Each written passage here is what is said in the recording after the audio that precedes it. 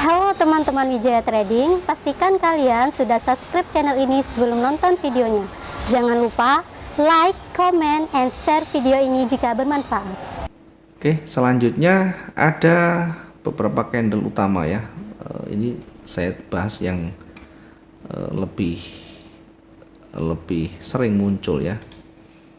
Saya akan bahas di beberapa candle utama ya. Jadi untuk membahas lebih detail di awal itu yang harus kita perhatikan tentu bagaimana kita memahami pola dulu ya. Kita memahami pola candle dulu. Pola candle utama yang sering muncul ya, pola candle utama yang sering muncul. Pola candle ini bukan satu-satunya peluang, bukan satu-satunya petunjuk, tetapi minimal menjadikan petunjuk awal bahwa pergerakan market itu akan bergerak di salah satu arahnya. Dan ini sering muncul, artinya kembali ke histori masa lalunya, akan selalu kembali lagi sehingga berulang kembali. Sebagai ilustrasi, kalau kita dagang ya, kita dagang bakso, dagang mie ayam, dagang pakaian, itu akan selalu berulang ya. Satu minggu kemarin saya punya ada omsetnya sekitar 200 juta misalnya. Minggu berikutnya berkurang dari 180 juta. Kemudian di hari berikutnya naik lagi 210. Dan angka-angka itu akan naik turun tapi hampir-hampir sama. Maka itu akan menjadi pola yang selalu berulang. Kalau hari raya atau hari lebaran atau hari libur nasional yang panjang, itu tempat-tempat wisata cenderung ramai. Sehingga tempat wisata cenderung ramai, dagangan juga makin banyak yang terjual. Artinya pola itu akan berulang kembali ya. Nanti hari liburan nasional akan selalu berulang kembali. Sehingga pedagang itu sudah hafal. Nanti pada hari-hari tertentu, pada bulan-bulan tertentu dia akan meraup untung yang lebih. Sehingga dia mempersiapkan diri. Kok bisa tahu dari mana? Apakah dia ahli statistik? Bukan. Karena dari pengalaman histori sebelumnya. Karena akan selalu berulang. Pola itu akan selalu berulang. Nah, pola candle utama yang akan kita bahas ada beberapa. Yang pertama yang sering muncul ya. Yang sering muncul adalah doji. Yang sering muncul adalah doji ya. Ada 4 jenis doji ya, yang ini sering muncul dan punya tingkat validitas yang tinggi. Doji ini adalah bagian dari salah satu pola candle yang memberikan petunjuk bahwa market ini akan berbalik. Berbalik ini bagaimana? Ya, kalau dia awalnya trennya naik, kalau muncul doji ini, maka dia akan berpeluang berbalik turun, jadi turun. Sehingga ketika doji muncul, maka nanti kita harus sudah menangkap di sana. Oh, ini ada doji, ada peluang untuk berbalik. Nah, baru nanti syarat lain harus terpenuhi, syarat lain harus kita lihat. Intinya ada petunjuk dulu dari doji. Ada doji seperti ini, ada doji dengan posisi plus gini di ujung atas, ada doji yang plus di bawah. Ada doji yang sama-sama panjang garis begini.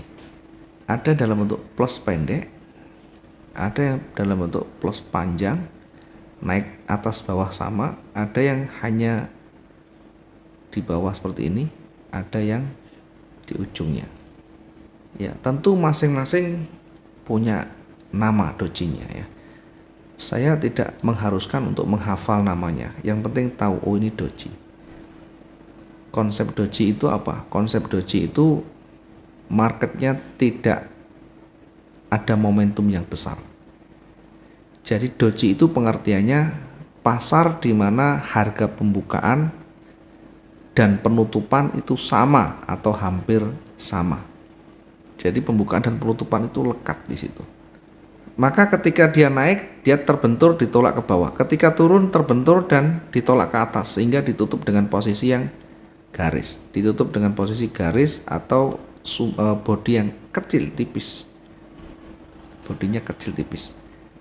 Dari sekian banyak nanti pola candle itu harus memenuhi struktur ya. Strukturnya apa? Strukturnya dia harus terpenuhi tren atau arah kecenderungannya di satu arah ya, ada kecenderungan salah satu. Kemudian selanjutnya dia akan valid ketika berada di area support resisten. Jadi tandanya atau syaratnya yang pertama dia harus berada di arah yang cenderung atau tren. Jadi arahnya harus tinggi atau turun, tidak boleh datar. Kalau datar maka tidak valid doji ini. Dia harus naik atau turun. Kalau naik, nanti di situ kita lihat apakah di situ ada resisten. Kalau turun apakah ada supportnya. Ketika berada di puncak tren, ketika berada di area levelnya, ketika berada di area range harian, kemudian muncul di situ tanda doji, maka ini bisa menjadi petunjuk bahwa di kesempatan berikutnya market ini akan bergerak berbalik, akan turun. Nah, tentunya nanti harus banyak kita alami, harus banyak kita coba, harus banyak kita uji. Apakah kita entry-nya langsung di sini sell atau kita bisa tunggu konfirmasi merah dulu di sini satu. Baru kita nanti sell. Nah, ini nanti harus kita uji. Karena ada kalanya ketika doji itu sudah terpenuhi, trennya sudah ada, maka tidak perlu terkonfirmasi. Ini bisa jadi langsung entry sell. Atau ada juga yang menunggu hingga terkonfirmasi ya. Ini terpenuhi sudah, masih menunggu karena ragu, takutnya nanti masih lanjut lagi. Ya, tidak masalah, kita tunggu satu konfirmasi warna merah baru kita entry sell di sini. Walaupun terkadang kita ketinggalan ya. Ternyata begitu ini turun, merah nunggu konfirmasi ini terlalu panjang sehingga sudah cukup memenuhi syarat. Kalau udah terlalu panjang bukan lagi konfirmasi karena ini bisa lagi balik ke atas lagi nanti. Sehingga sekali lagi nanti kita bisa uji apakah kita harus nanti menunggu konfirmasi atau bisa langsung kita entry di sana. Pola yang kedua yang juga sering muncul adalah pin bar. Pola yang kedua adalah pin bar. Pin bar ini sebenarnya hampir sama dengan doji ya. Bedanya kalau pin bar ini bodinya lebih tebal sedikit. Intinya sama ya. Bodinya kecil, sumbunya panjang. Kalau doji itu lebih cenderung ke bodinya tidak ada ya, hanya sumbu saja. Ini juga sama, fungsinya sama. Ketika dia tren turun, di ujung bawah ada doji seperti ini, mengindikasikan penolakan ke atas kuat sehingga ini berpotensi berbalik dari turun menjadi naik. Berlaku juga ketika naik, di ujungnya ada doji. Semakin panjang sumbunya, semakin kuat peluang untuk berbaliknya. Semakin besar peluang untuk berbaliknya. Jadi minimal tanda-tanda ini kita pahami dulu. Nanti selanjutnya kita perdalam lagi dengan syarat-syarat yang lain. Intinya kita tahu konsepnya dulu dari gambar dulu. Biar kita memudahkan kita belajar ya. Bagi yang pemula biar nanti minimal tahu dulu ya. Tidak masalah, yang penting tahu dulu. Nanti baru kita akan kembangkan dengan aspek yang lainnya. Kemudian yang ketiga ya, pola candle utama yang sering muncul ya. Yang ketiga, ada engulfing.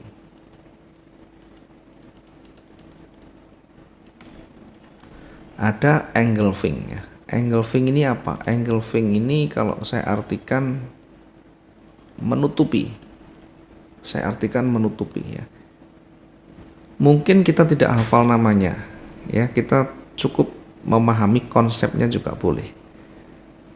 Sama hanya dengan doji, sama hanya dengan pin bar. engulfing ini juga valid ketika berada di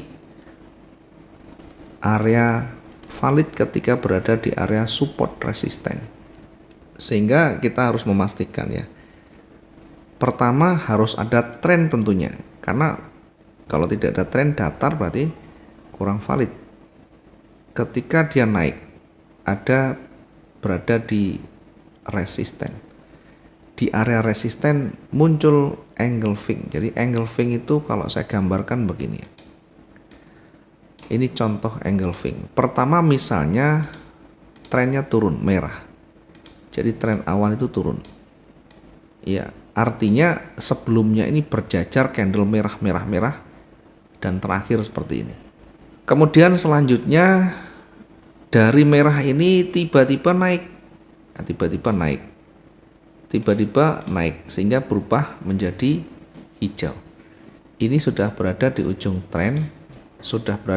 tren, kemudian bisa jadi di sana itu ada nanti area support ya, bisa jadi tidak ada support ya, tidak masalah, yang penting ada kecenderungan dulu. Nah, biasa lebih valid ketika berada di area support tentunya. Berada di area supportnya ada kecenderungan turun, ada di area supportnya, kemudian dari candle ini muncul candle warna hijau yang menutupi candle sebelumnya. Jadi ini logikanya candle ini memakan candle sebelumnya. Kalau saya kombinasi, sebenarnya kalau kita kombinasi antara merah dan hijau itu seperti ini.